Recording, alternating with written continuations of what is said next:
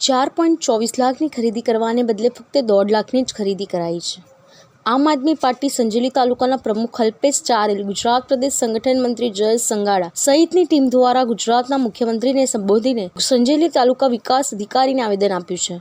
સંજેલી તાલુકામાં ICDS વિભાગમાં મોટા પાયે ભ્રષ્ટાચારને લઈ આમ આદમી પાર્ટી દ્વારા તપાસને લઈ તાલુકા વિકાસ રજૂઆત કરાઈ હતી।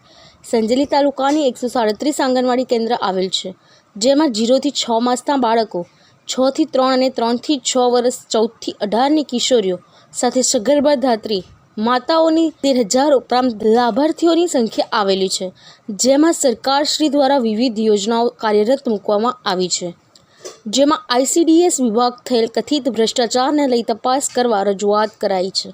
છેલ્લા 6-7 મહિનાથી પોષણ સુધા યોજનાઓ બિલો ચૂકવવામાં આવ્યા નથી, જ્યારે સરકારના પરિપત્રને પણ ઘોડીને પી જતા હોય તેમ જોવાઈ રહ્યું છે।